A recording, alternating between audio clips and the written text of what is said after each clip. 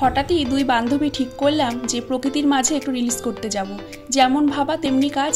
তো দেখো আমরা দুই বান্ধবী হাসি মজা করতে করতে কত রিলিজ করেছি জানো।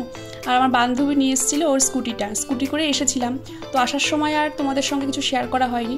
তো রিলিজ করে এসেছি একটা রেস্টুরেন্টটা দেখো খুব সুন্দর, প্রকৃতির পরিবেশের মাঝে একটা সুন্দর রেস্টুরেন্ট। নাম যত সম্ভব বেনি মাধব। তো আমরা এখানে একটা চিকেনের রেসিপি খেয়েছি। তো খেয়ে তারপরে সোজা বেরিয়ে এসেছি আবার তন্দুরি চা খেতে। তো প্রায় সন্ধে হয়ে আসছিল। আর এখানে বসেও আমরা কয়েকটা রিলিজ করে নিয়েছি, মানে যেখানেই যাচ্ছি সেখানেই রিলিজ করার থেকে ছাড়া নেই আর কি। তো এত জোরে মানে ফ্যান চলছে যে আমাদের দুজনেরই চুল এলোমেলো হয়ে যাচ্ছে। তা আমি ওকে বলছি চুলটা একটু ঠিক করো। আর দুজনে দেখো একটা সেলফি তুলছি, একটুখানি রিলিজ করছি। তা আমি ওকে বলছি না, অনেকক্ষণ সময় হয়ে গেছে, এবার বাড়ির দিকে যাব। রাস্তার পাশে দেখতে পেলাম তন্দুরি চায়ের দোকান। তা সেখানে আবার চলে আসলাম তন্দুরি চা খেতে। তো মাটির ভাঁড়ে করে চা দিল, হেভি টেস্ট। কি বলবো, তোমরা যারা খেয়েছো অবশ্যই জানো হেভি টেস্ট খেতে। তো এই রেস্টুরেন্ট থেকে বেরিয়ে সোজা আবার স্কুটিতে করে চলে এসেছি চায়ের দোকানে।